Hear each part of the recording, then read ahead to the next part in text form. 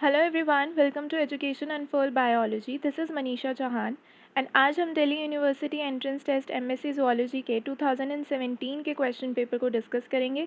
इसी एक वीडियो में हम पूरा का पूरा पेपर डिस्कस करने वाले हैं, तो इस वीडियो को एंड तक ज़रूर देखना और अगर पसंद आए तो लाइक भी करना एंड चैनल को अगर आपने अभी तक सब्सक्राइब नहीं किया है तो चैनल को सब्सक्राइब करना मत भूलना। तो स्टार्ट करते हैं। Question number 1. Enzyme catalyzing rearrangement of atomic groupings without altering molecular weight of number of atoms is. ऐसा एंजाइम हमें बताना है जो कि अपनी एक्टिविटी की वजह से जो सबस्ट्रेट है उसके अंदर रीअरेंजमेंट तो करवा रहा है एटॉमिक ग्रुपिंग्स की, लेकिन उसके अंदर जो मॉलिक्यूलर वेट है वो ऑल्टर नहीं हो रहा। तो यहाँ जो ऑप्शंस है ligase, isomerase, oxido reductase, hydrolases, इसमें से हमारा आंसर होगा आइसोमेरेज। आइसोमेरेज क्या करता है? रीअरेंजमेंट करवाता है मॉलिक्यूल्स की ऑप्टिकल या ज्योमेट्रिकल फॉर्म में। जैसे अगर मान लो सबस्ट्रेट ए बी की फॉर्म में है तो आइसोमेरेज की एक्टिविटी की वजह से वो बी ए बन जाएगा। तो यहाँ पे जो मॉलिक्यूलर फॉर्मूला है प्रोडक्ट का वो सबस्ट्रेट के मॉलिक्यूलर फॉर्मूला से सेम होता है। यहाँ पे क्या चेंजेस आते हैं? सिर्फ बॉन्ड कनेक्शन के चेंजेस आते हैं और जो स्पेशल अरेंजमेंट है, मतलब वो कैसे है इन स्पेस अरेंज है, उसमें चेंजेस आते हैं। यहाँ पे मॉलिक्यूलर वेट या फिर नंबर ऑफ एटम्स में कोई भी चेंजेस नहीं करता है आइसोमेरेज। तो हमारे क्वेश्चन नंबर 1 का आंसर हो जाएगा option number B, isomerase. Question number 2. Most of the members of vitamin B complex act as cofactor, coenzyme, prosthetic group, apoenzyme. जो कोफैक्टर होते हैं ये मेटल आयंस होते हैं जो रिएक्शन कैटालिसिस में हेल्प करते हैं। कोएंजाइम ऑर्गेनिक मॉलिक्यूल्स होते हैं जो एंजाइम से लूजली बाउंड होते हैं और प्रोस्थेटिक ग्रुप हेल्प करते हैं एंजाइम्स की by binding tightly to them. ठीक है। और जो एपोएंजाइम्स होते हैं ये इनएक्टिव एंजाइम्स होते हैं जो कोफैक्टर के साथ बाइंड करके एक्टिव हो जाते हैं और इन्हें एक्टिव स्टेट में क्या कहते हैं? होलो एंजाइम कहते हैं। अब जो विटामिन बी कॉम्प्लेक्स है वो पूछा हुआ है कि वो इनमें से किस में आता है। तो ये जो विटामिन होते हैं मोस्टली ये कोएंजाइम्स की तरह एक्ट करते हैं। जैसे फॉलिक एसिड हो गया, बायोटिन हो गया, vitamin B6, B12, carbohydrate metabolism हो गई, अमाइनो एसिड मेटाबॉलिज्म हो गई। यहाँ पे आप बायोटिन को देखोगे ये को एंजाइम की तरह एक्ट करते हैं। ठीक है। तो क्वेश्चन नंबर 2 यही पूछ रहा है कि विटामिन बी कॉम्प्लेक्स किस तरीके से एक्ट करते हैं, तो इसका आंसर हो जाएगा option number B, coenzyme. Question number 3. Which of the following is tick borne viral disease? Babesiosis, yellow fever, dengue haemorrhagic fever, plague. देखो येलो फीवर और डेंगू हेमरेजिक फीवर ये दोनों होते हैं मॉस्किटो से, प्लेग होता है बैक्टीरिया से, दैट इज यर्सीनिया पेस्टिस। रही बात बबेसियोसिस की तो ये एक जानलेवा बीमारी है। It is an infection of RBCs जो कि टिक्स की वजह से फैलता है। तो यहाँ पे पैरासाइट क्या हो गए? हमारे टिक्स हो गए, दैट इज़ बबेसिया, और बीमारी का नाम है बबेसियोसिस। तो टिक बॉर्न वायरल डिजीज़ कौन सा हुआ? Babesiosis. Next question. Which of the following exhibit complete metamorphosis? Complete metamorphosis का क्या मतलब होता है? जो इंसेक्ट्स होते हैं ना वो डेवलपमेंट दो तरीके से करते हैं, कंप्लीट या इनकम्प्लीट। कंप्लीट के टाइम पे क्या होगा? 4 स्टेजेस होंगे उनकी developmental stages, that is egg, larva, pupa, adult. और इनकम्प्लीट होगा तो 3 स्टेज होंगे, एग, निम्फ एंड अडल्ट। तो यहाँ पे हमसे पूछा है कि कंप्लीट मेटामॉर्फोसिस कौन से में होती है? Mayfly, मीलीबाग, beetle, dragon fly. तो इनमें से ये जो बीटल है ना इसमें कंप्लीट होती है मेटामॉर्फोसिस, मोस्टली कंप्लीट करते हैं ये। ठीक है। Mayfly, mealybug, dragonfly, इनमें क्या होते हैं stages? Egg, nymph and adult. तो इनमें क्या हो जाएगी? इनकम्प्लीट। तो हमारा आंसर क्या हो जाएगा? इसमें कंप्लीट पूछा है ना, तो कंप्लीट किस में होती है? बीटल में, यानी इसकी लाइफ में 4 स्टेजेस होते हैं, egg, larva, pupa and adult. तो इसका आंसर हो जाएगा option number 3, C, beetle. Next question. Which of the following is not a congenital disease? Congenital disease क्या होते हैं? ये ऐसी एबनॉर्मलिटी या डिजीज़ हैं जो ये बंदे के अंदर बाय बर्थ प्रेजेंट है। जैसे albinism, sickle cell anaemia, haemophilia, ये जो 3 ऑप्शन है स्टार्टिंग के, ये सारे के सारे क्या हैं? ये कॉन्जेनाइटल डिजीज़ हैं, बाय बर्थ प्रेजेंट होते हैं। इसके अलावा जो हेपेटाइटिस है ये कॉन्टेजियस होता है। कॉन्टेजियस यानी कि जो इन्फेक्शियस होते हैं, यानी अगर किसी इंसान को हेपेटाइटिस है और हम उसके क्लोज कॉन्टैक्ट में आते हैं तो ये हमें भी ट्रांसमिशन हो सकता है, इसका हॉरिजॉन्टल ट्रांसमिशन हो सकता है। जैसे अगर हम किसी बंदे के इन्फेक्टेड ब्लड से अगर हम एक्सपोज हो जाएं तो भी ये हमें हो सकता है। तो ये कॉन्टेजियस है, ये कॉन्जेनाइटल नहीं है। ये चीज़ हमसे पूछिए कि कौन सा कॉन्जेनाइटल नहीं है, तो इसका आंसर हो जाएगा option number D. Next question. Barr bodies are made up of? Barr bodies हमने पिछले वीडियोज़ में भी डिस्कस किया था कि बार बॉडीज़ बेसिकली क्या होता है? 2 एक्स क्रोमोसोम होते हैं फीमेल के, उनमें से एक क्या हो जाता है? कंडेंस हो जाता है। अब यूक्रोमैटिन और हीट्रोक्रोमैटिन में से कौन सा ज़्यादा कंडेंस होता है? हीट्रोक्रोमैटिन होता है। तो यूक्रोमैटिन वाले तो कैंसिल हो जाएंगे, ऑप्शन ए और बी कैंसिल हो गए। सी और डी में देखो हीट्रोक्रोमैटिन तो लिखा है लेकिन कॉन्स्टिट्यूटिव और फैकल्टेटिव भी लिखा है।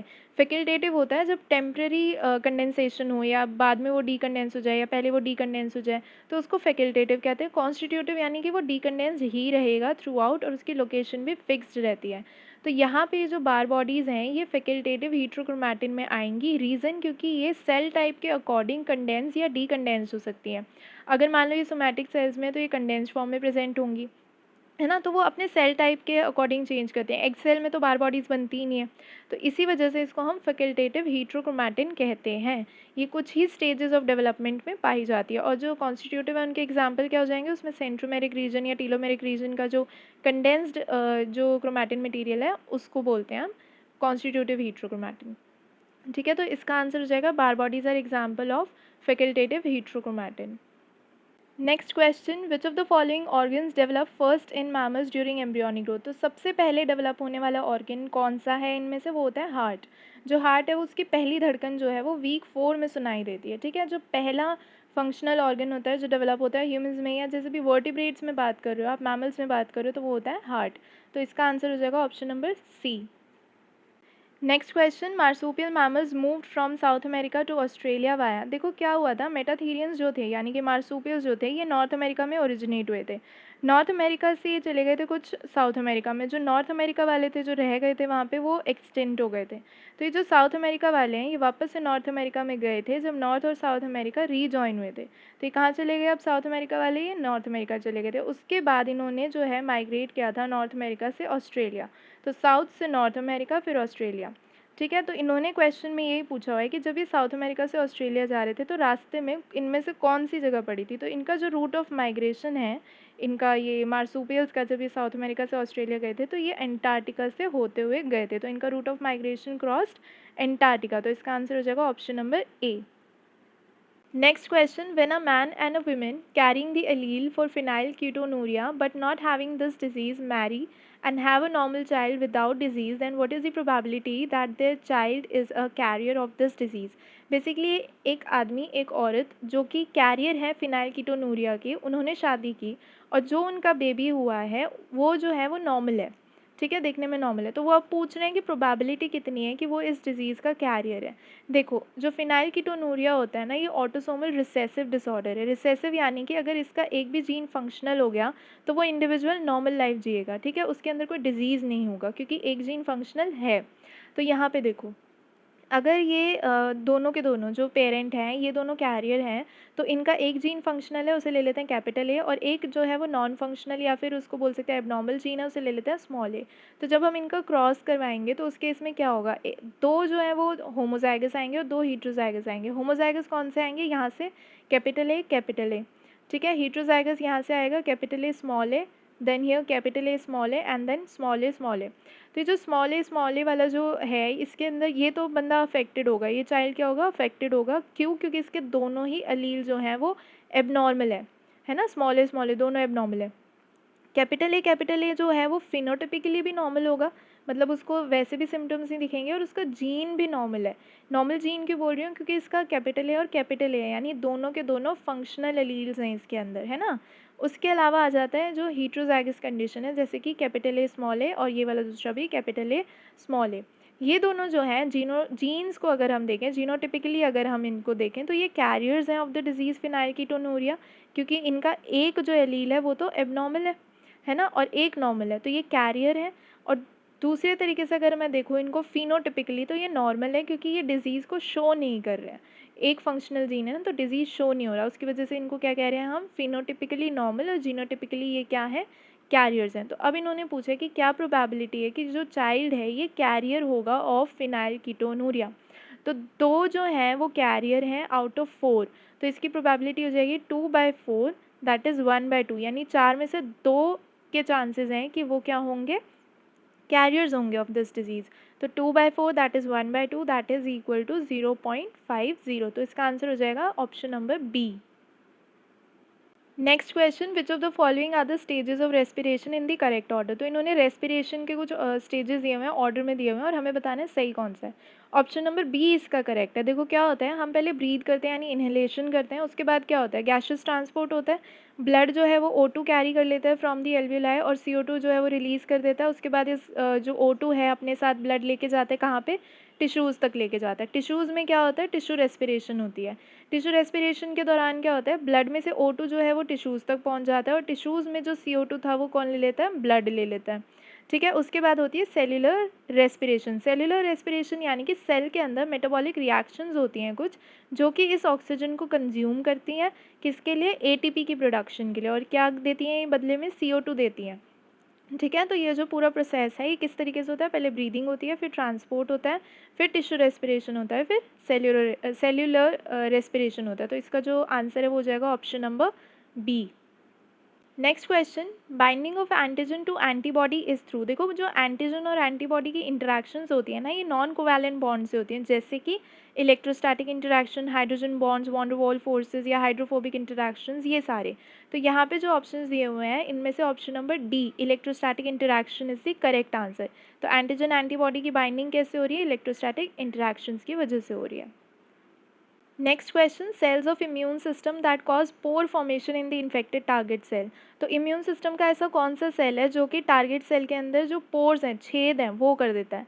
तो यहाँ पे जो आंसर होगा वो हमारा होगा किलर टी सेल, या जिसको हम साइटोटॉक्सिक टी सेल्स भी कहते हैं, इसको TC सेल्स भी लिखते हैं, टी कैपिटल और सी यहाँ पे सबस्क्रिप्ट में। बेसिकली क्या होता है, साइटोटॉक्सिक टी सेल्स क्या करते हैं, ये परफोरेंस और ग्रेनेंजाइम जो है वो इन्फेक्टेड सेल या जो टारगेट सेल है उसके ऊपर रिलीज़ करते हैं। परफोरेंस क्या करते हैं, उस सेल के अंदर छेद कर देते हैं, पोर्स बनाते हैं, मतलब जगह बना देते हैं, ताकि ग्रेनेंजाइम जो है वो सेल के अंदर चले जाएं और सेल की क्या करा दें, एपोप्टोसिस करवा दें। तो ये जो पोर फॉर्मेशन वाला काम है ये कौन कर रहा है, किलर टी सेल्स कर रहे हैं, साइटोटॉक्सिक टी सेल्स कर रहे हैं। तो इसका आंसर हो जाएगा option number B, killer T cells. Next question, conversion of antigen into harmless insoluble matter by antibody is called. तो यहाँ पे आपको ये एक डेफिनेशन दी हुई है, आपको बतानी है कि किसकी डेफिनेशन है। तो इसका आंसर ना आपको हो जाता है option number A, agglutination. Agglutination के दौरान ही एंटीजन जो है वो हार्मलेस इनसॉल्युबल मैटर में कन्वर्ट हो जाते हैं by the action of antibodies. तो इसका आंसर हो गया option number 1। Next, which one does help in differentiation of cells of immune system. Immune system के सेल्स की डिफ्रेंसिएशन में कौन हेल्प कर रहा है इनमें से।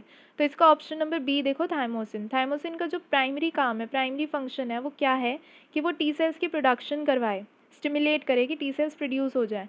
इसके अलावा ये क्या करता है, ये जो बी सेल्स कन्वर्ट होते हैं ना प्लाज्मा सेल्स में, उसके बाद एंटीबॉडी सिक्रीट होती हैं जो एंटीजन स्पेसिफिक एंटीबॉडी होती हैं।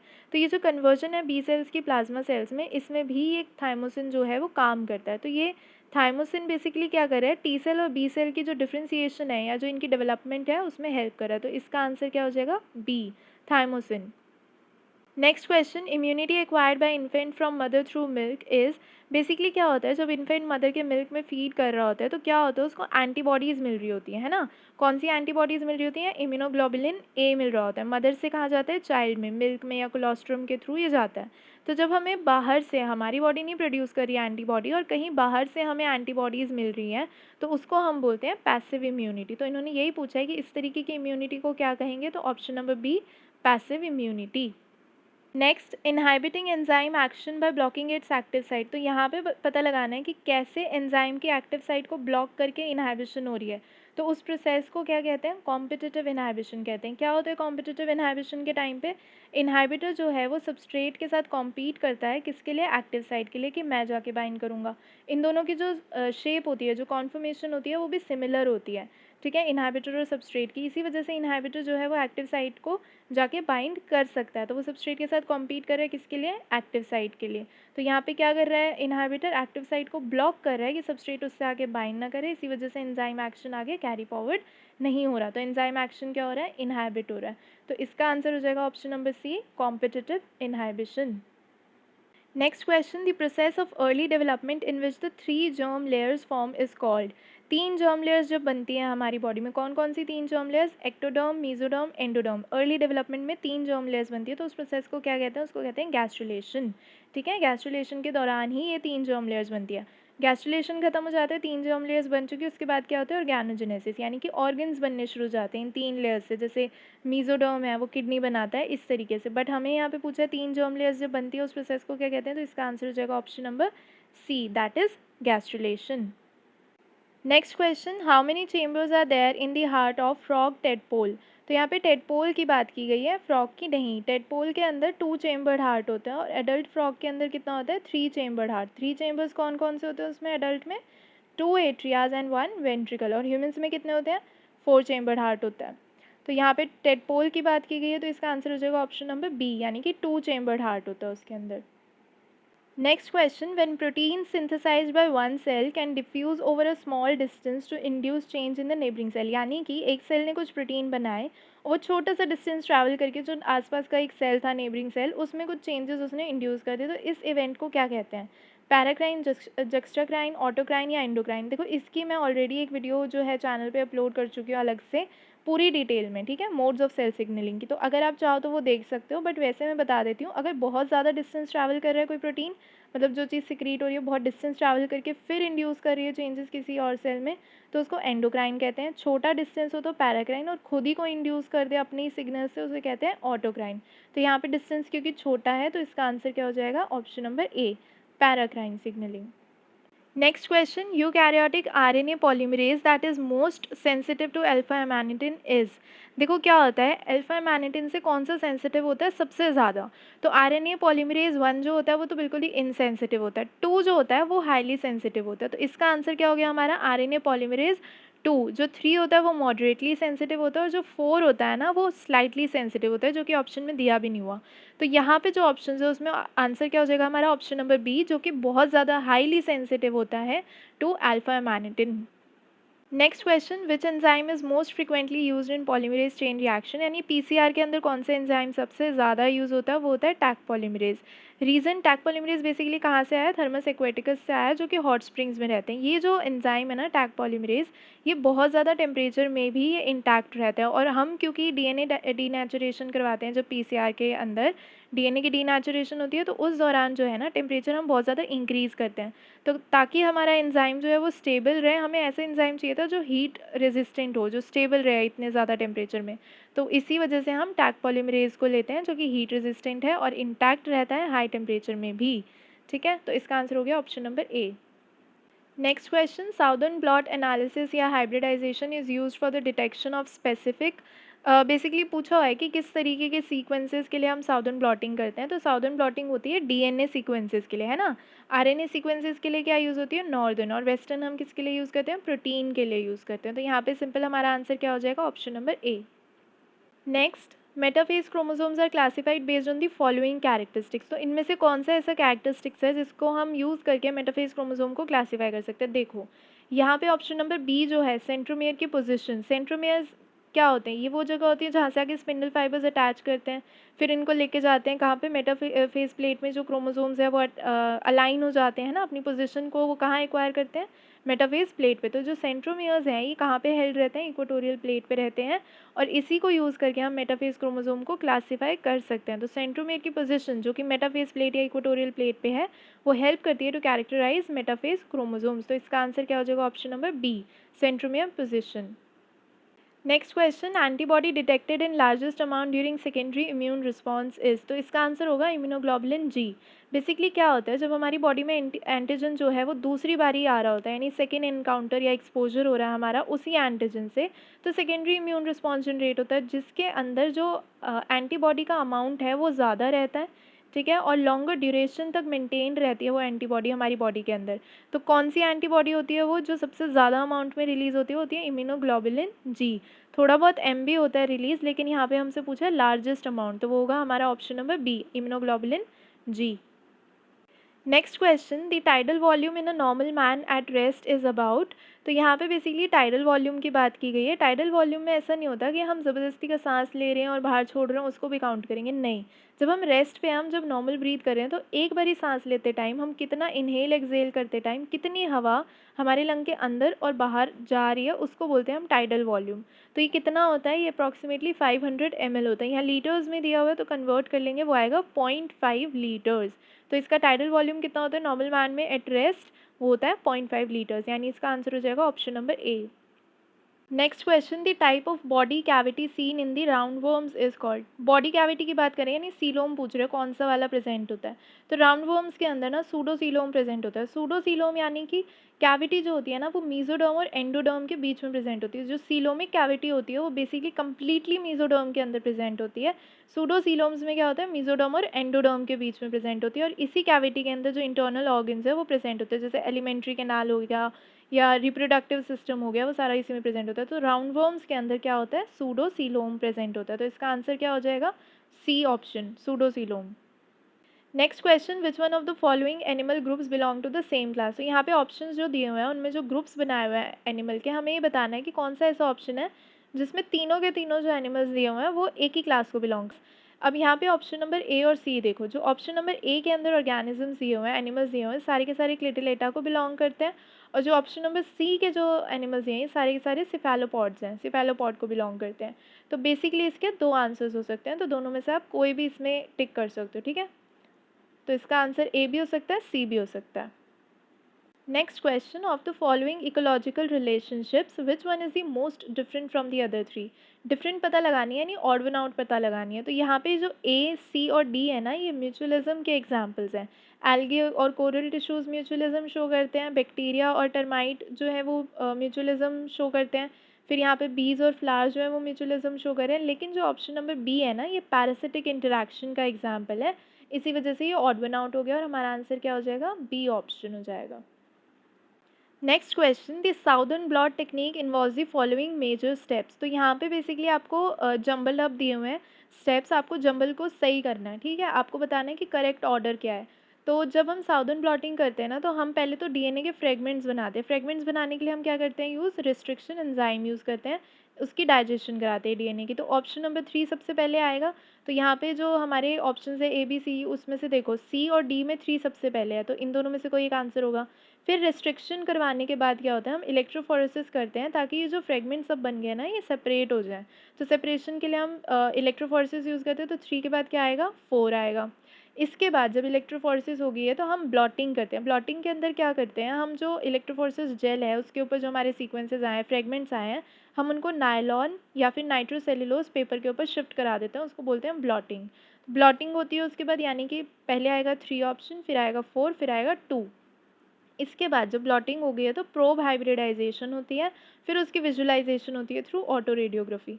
तो यहाँ पे जो सीक्वेंस ऑफ ये है स्टेप्स का सीक्वेंस जो है वो करेक्ट वाला, वो क्या होगा, 3 फिर 4 होता है, फिर 2 फिर 1। तो इसका जो सही आंसर है वो क्या हो जाएगा, option number D. Next question, कोजैक sequence is associated with.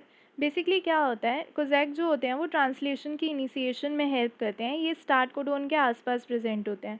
जो प्रोटीन ट्रांसलेशन की इनिशिएशन साइट होती है ना, मोस्टली जो यूकैरियोटिक एमआरएनए ट्रांसक्रिप्ट है उसके अंदर जो इनिशिएशन साइट होती है ट्रांसलेशन की, वहाँ पे कोजैक सीक्वेंसेस पाए जाते हैं। तो ये किस में हेल्प करते हैं, initiation of translation in eukaryotes. तो इसका सही आंसर क्या हो जाएगा, option number C. Next question, identify the statement that is not true for facilitated diffusion. तो फैसिलिटेटेड डिफ्यूजन जो होता है वो सिंपल डिफ्यूजन से तेज़ प्रोसेस होता है, फास्टर प्रोसेस होता है।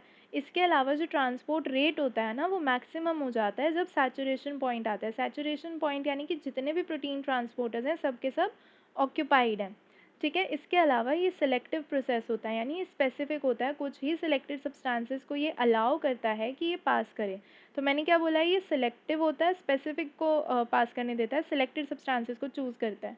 तो यहाँ पे जो ऑप्शन नंबर सी है उसमें देखो क्या लिखा है, इज़ नॉट सेलेक्टिव, और हमें क्या पता लगाना था, वो स्टेटमेंट जो ट्रू नहीं है। तो ये सिलेक्टिव होता है, इसी वजह से जो सी ऑप्शन है वो गलत हो जाता है, इसी वजह से हमारा आंसर क्या हो जाएगा, option number C. Next question, all the enzymes of TCA cycle यानी citric acid cycle are located in the mitochondrial matrix except. Matrix में होते हैं सारे के सारे, सिर्फ एक को छोड़ के, वो कौन सा होता है, सक्सिनेट डिहाइड्रोजनेज। तो ये मैट्रिक्स में नहीं होता, तो ये कहाँ प्रेजेंट होता है, ये इनर माइटोकॉन्ड्रियल मेम्ब्रेन में प्रेजेंट होता है यूकैरियोट्स के, और प्लाज्मा मेम्ब्रेन में ये प्रेजेंट होता है ऑफ प्रोकैरियोट्स। तो इसका आंसर क्या हो जाएगा, succinate dehydrogenase. Next question, chloramphenicol inhibits. Chloramphenicol किसको इनहाबिट कर रहा है, बेसिकली ये बैक्टीरियल ग्रोथ को रोकता है। कैसे रोकता है, ये बैक्टीरियल राइबोसोम से जाके बाइंड कर जाता है। बैक्टीरियल राइबोसोम्स कौन से होते हैं, 70S राइबोसोम्स, तो उनसे जाके बाइंड कर जाता है। वहाँ पे जो पेप्टाइडाइल ट्रांसफरेज है ना उसको ब्लॉक करके रखता है। तो पेप्टाइडाइल ट्रांसफरेज ब्लॉक्ड है तो पेप्टाइड बॉन्ड नहीं बनेंगे, यानी प्रोटीन नहीं बनेगा, प्रोटीन नहीं बनेगा तो बैक्टीरियल ग्रोथ नहीं होगी। तो ये काम कौन कर रहा है, क्लोरमफेनिकॉल कर रहा है। तो ये उसकी प्रोटीन की सिंथेसिस को रोक रहा है 70S राइबोसोम की, यानी कि बैक्टीरिया की। तो इसका आंसर क्या हो जाएगा, option number B, protein synthesis on 70S ribosomes. Next question, ATP can be form from ADP using the following enzyme. तो हमें क्या करना है, ADP यानी कि डाइफॉस्फेट से ATP यानी कि ट्राइफॉस्फेट बनाना है। और कौन सा एंजाइम इस रिएक्शन में काम कर रहा है वो टिक करना है हमें इसमें, वो सही आंसर हो जाएगा। तो याद करो ग्लाइकोलिसिस का जो लास्ट स्टेप होता है उसमें क्या होता है, फोस्फोइनॉल पायरुवेट से पायरुवेट बनता है और इस दौरान एडीपी यानी कि डाइफॉस्फेट से एटीपी यानी कि ट्राइफॉस्फेट बन जाता है। तो ये जो रिएक्शन है फोस्फोइनॉल पायरुवेट से पायरुवेट बनाने की जो रिएक्शन है, ये कौन सा एंजाइम यहाँ पे काम कर रहा होता है, पायरुवेट काइनेज। और यही हमसे क्वेश्चन में पूछा हुआ है, तो इसका आंसर क्या हो जाएगा, ऑप्शन नंबर डी। ये पायरुवेट काइनेज फोस्फोइनॉल पायरुवेट को पायरुवेट में कन्वर्ट करता है और उसी दौरान ये एडीपी से एटीपी यानी कि ट्राइफॉस्फेट की कन्वर्जन कर देता है। ठीक है, तो इसका आंसर हो जाएगा option number D. Next question, melting temperature of double stranded DNA increases with. तो हमें डबल स्ट्रैंडेड डीएनए का मेल्टिंग टेम्परेचर इंक्रीज़ करना है, यानी कि हमें उस डीएनए को और ज़्यादा स्ट्रॉन्ग बनाना है ताकि और ज़्यादा टेम्परेचर की ज़रूरत पड़े उसको मेल्ट करने के लिए, है ना, उसके बॉन्ड्स को तोड़ने के लिए। तो हम बेसिकली क्या करेंगे, देखो जी और सी यानी ग्वेनिन और साइटोसिन के बीच में ट्रिपल बॉन्ड्स होता है, ए और टी यानी कि एडिनिन और थाइमिन के बीच में डबल बॉन्ड होते हैं। तो हम अगर जी और सी का कंटेंट इंक्रीज़ कर दें, यानी कि जितना परसेंट जी और सी डीएनए में है वो इंक्रीज़ कर दें, तो उस पर्टिकुलर डीएनए का मेल्टिंग टेम्परेचर इंक्रीज़ हो जाएगा, क्योंकि हमने और भी ज़्यादा स्ट्रॉन्ग बॉन्ड्स उसके अंदर ऐड कर दिए। तो हमें बेसिकली क्या करना पड़ेगा, अगर हमें मेल्टिंग टेम्परेचर इंक्रीज़ करना है, तो option number A, increase in the number of guanine और cytosine bases. Next question, which of the following is the precursor for steroid hormone, यानी कि स्टेरॉयड हार्मोन का प्रिकर्सर कौन सा है इनमें से। प्रिकर्सर यानी कि कौन सी चीज़ ऐसी है जिससे स्टेरॉयड हार्मोन्स बन रहे हैं। स्टेरॉयड हार्मोन कौन कौन से होते हैं, सेक्स हार्मोन्स होते हैं, एड्रेनोकॉर्टिकॉइड हार्मोन्स होते हैं। तो ये सारे जो हार्मोन्स हैं ये किससे बन रहे हैं, ठीक है। तो इनका प्रिकर्सर कौन है, इनका प्रिकर्सर है कोलेस्ट्रॉल। कोलेस्ट्रॉल के अंदर एक न्यूक्लियाई यानी कि एक स्टैंडर्ड उसका स्ट्रक्चर होता है, उसी स्ट्रक्चर के अंदर थोड़े बहुत चेंजेस आते हैं और डिफरेंट टाइप के जो स्टेरॉयड हार्मोन्स हैं वो इसी से डिराइव होते हैं। जैसे प्रोजेस्टेरॉन हो गया, एल्डोस्टेरॉन हो गया, ये सारे के सारे स्टेरॉयड हार्मोन किससे बन रहे हैं, कोलेस्ट्रॉल के स्ट्रक्चर में मॉडिफिकेशंस हो रही हैं उसी से बन रहे हैं। तो इनका प्रिकर्सर हो गया cholesterol. Next question, transcription factors bind specific sequences of DNA to. तो ये जो ट्रांसक्रिप्शन फैक्टर्स होते हैं ना, ये डीएनए से क्यों बाइंड करते हैं, ये डीएनए से बाइंड करते हैं ताकि ये जीन को टर्न ऑन कर सकें या टर्न ऑफ कर सकें। ये बेसिकली क्या करते हैं, ये उस जीन को बताते हैं कि तुम्हें आगे एमआरएनए सिंथेसाइज करना है या नहीं करना। तो ये एमआरएनए सिंथेसिस की रेगुलेशन में हेल्प करते हैं। तो इसका आंसर क्या हो जाएगा, option number C, transcription factors regulate mRNA synthesis. Next question, in animals nicotinamide adenine dinucleotide phosphate यानी कि NADP ये जनरेट होता है कौन से पाथवे में, glycolysis, fatty acid degradation pathway, try carboxylic acid pathway या पेंटोस फॉस्फेट पाथवे। तो इसका आंसर है ऑप्शन नंबर ए, पेंटोस फॉस्फेट पाथवे। ये जो पाथवे है ये 4 स्टेप का प्रोसेस होता है और इसके स्टेप 1 और स्टेप 3 में हमें क्या जनरेटेड मिलता है, निकोटिनामाइड एडेनिन डाइन्यूक्लियोटाइड फॉस्फेट। तो इसका आंसर हो गया option number A. Next question, both hexokinase and glucokinase phosphorylate glucose but. ये दो जो हैं ये एंजाइम्स है, हेक्सोकाइनेज ग्लूकोकाइनेज, इनका सबस्ट्रेट क्या दोनों का ही ग्लूकोज है, लेकिन ये पूछ रहे हैं उनकी केएम वैल्यूज़ के बारे में, यानी किसकी ज़्यादा किसकी कम होती है। देखो केएम वैल्यू क्या होती है, ये वो वैल्यू होती है, वो कॉन्सेंट्रेशन होती है सबस्ट्रेट की जब एंजाइम जो है वो एक्टिवेट हो जाएगा, या ये कह सकते हैं ये वो सबस्ट्रेट है, ये सबस्ट्रेट की वो कॉन्सेंट्रेशन है जब एंजाइम जो है अपने वी मैक्स का आधा पहुँच जाता है, हाफ ऑफ वी मैक्स पहुंच जाता है, वो वैल्यू क्या होती है, केएम कहलाती है। तो ये जो हेक्सोकाइनेज है ना, इसकी जो केएम वैल्यू है ये बहुत कम होती है और ग्लूकोकाइनेज की इससे 100 गुना ज़्यादा होती है। मतलब हेक्सोकाइनेज की केएम वैल्यू क्या होती है, अप्रॉक्सीमेटली 0.05 मिलीमोलर ऑफ ग्लूकोज, ठीक है, और ग्लूकोकाइनेज की क्या होती है 5 मिलीमोलर ऑफ ग्लूकोज। तो किसकी ज़्यादा हुई, ग्लूकोकाइनेज की ज़्यादा हुई और हेक्सोकाइनेज की कम हुई। तो इसका हम क्या मतलब निकाल सकते हैं, इससे क्या इन्फरेंस हो सकता है कि ये जो हेक्सोकाइनेज है इसको अगर थोड़ा बहुत भी ग्लूकोज मिलाना तो भी ये एक्टिवेट हो जाएगा, यानी कि इसकी जो एफिनिटी है ग्लूकोज के लिए वो ज़्यादा है, ठीक है, और इसकी केएम वैल्यू कम है। तो यहाँ पे केएम वैल्यू की बात की गई है, तो इसमें ऑप्शन नंबर सी देखो, KM for hexokinase is less than the glucokinase. तो केएम हेक्सोकाइनेज की कम है दैन ग्लूकोकाइनेज। तो इसका आंसर क्या हो जाएगा, option number C. Next question, motor proteins that bind to the cytoskeleton of an animal cell produce various intracellular movements. That is true. Which one of the following has no non-motor proteins? तो किसके पास motor protein नहीं है ये बताना है। देखो जो stress fibres होते हैं, माइक्रोफिलामेंट्स होते हैं, माइक्रोट्यूब्यूल्स होते हैं, इन सभी के पास मोटर प्रोटीन्स होते हैं, लेकिन इंटरमीडिएट फिलामेंट्स के पास नहीं होते। इंटरमीडिएट फिलामेंट्स के अंदर पोलैरिटी ही नहीं होती, ओवरऑल पोलैरिटी इनकी नहीं होती, दे लैक पोलैरिटी। तो इसी वजह से कोई भी मोटर प्रोटीन जो है वो इनके अलॉन्ग मूव मूवमेंट नहीं करता, तो इनका कोई मोटर प्रोटीन नहीं है। तो ये क्वेश्चन यही पूछ रहा था किसके पास कोई मोटर प्रोटीन नहीं है, तो वो हो जाएगा हमारा option number C, intermediate filaments. Next question, in the classic Michelson and Stahel experiment, the technique used to analyze E. coli DNA was। तो बेसिकली मिसेल्सन एंड स्टेहल ने एक्सपेरिमेंट किया था ई कोलाई पे किया था और ये बताया था कि जो डीएनए की रेप्लिकेशन होती है वो सेमी कंजर्वेटिव तरीके से होती है। इस एक्सपेरिमेंट में उन्होंने कौन सी टेक्निक यूज़ की थी, इक्विलिब्रियम डेंसिटी सेंट्रीफ्यूगेशन, डेंसिटी के बेसिस पे उन्होंने कंपोनेंट्स को सेपरेट करने की टेक्निक यूज़ की थी, that is option number B. इनकी जो टेक्निक थी वो सीजियम क्लोराइड सेंट्रीफ्यूगेशन थी, ठीक है। और ये किसको सेपरेट करी थी, नाइट्रोजन यानी N14 को N15 यानी कि नाइट्रोजन के हैवी आइसोटोप से सेपरेट करी थी। तो इसका आंसर क्या हो जाएगा, option number B. Next question, uterus cycle in the rat is an example of. Uterus cycle जो रैट में होती है वो एग्जाम्पल किसका होती है, वो सर्केडियन रिदम का एग्जाम्पल होती है। क्यों, क्योंकि जो रैट होते हैं ना उनके अंदर जो एलएच सर्ज होता है वो लेट आफ्टरनून में अगर दिखा है प्रोइस्ट्रस स्टेज में, तो जो ओव्यूलेशन और मेटिंग है वो डार्कनेस के अप्रॉक्सीमेटली 6 घंटे बाद तक होती है। तो जो साइकिल है ये जो रिदम दिखा रही है ये डे एंड नाइट की रिदम दिखा रही है, तो इसीलिए इसको हम क्या कहेंगे, सर्केडियन रिदम कहेंगे। तो इसका आंसर क्या हो जाएगा, option number A. Next question, the term zeitgebers is used for. Zeitgebers जो टर्म है वो किसके लिए यूज़ होती है, तो इसका आंसर है ऑप्शन नंबर ए, टाइम गिवर। क्यों कहते हैं इसे टाइम गिवर, बेसिकली जो ज़ीट्ज़ेबर्स होते हैं ना इनके और भी टर्म्स होते हैं जो इसके लिए यूज़ कर सकते हैं, जैसे एंट्रेनर्स होते हैं, सिंक्रोनाइज़र टर्म है, वो सारी इसी के लिए यूज़ होती हैं, ठीक है। क्या होता है हमारी बॉडी के अंदर जो क्लॉक मेंटेन्ड होती है कि हमें कब उठना है, कब खाना है, कब क्या करना है, वो एक मेंटेनेंस होती है, उसको बोलते हैं बायोलॉजिकल क्लॉक।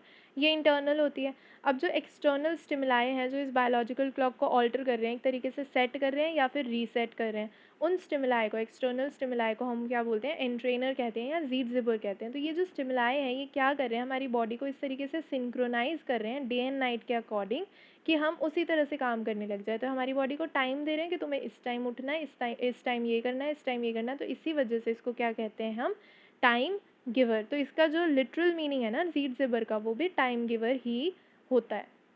तो इसका आंसर हो जाएगा option number A. Last question for today, the first Asian to win Nobel prize in medicine and physiology is. तो इसका आंसर सीधा सीधा क्या है, हरगोबिंद खुराना। हरगोबिंद खुराना को मिला था Nobel prize in physiology and medicine. क्यों मिला था, इन्होंने जो जेनेटिक कोड की इंटरप्रिटेशन की थी और ये बताया था कि उसका फंक्शन क्या होता है प्रोटीन सिंथेसिस में, इस चीज़ के लिए इनको नोबेल प्राइज़ दिया गया था, ठीक है। तो ये पहले एशियन थे to win this Nobel prize in medicine and physiology. तो इसका आंसर क्या हो जाएगा, option number A, Hargobind Khurana.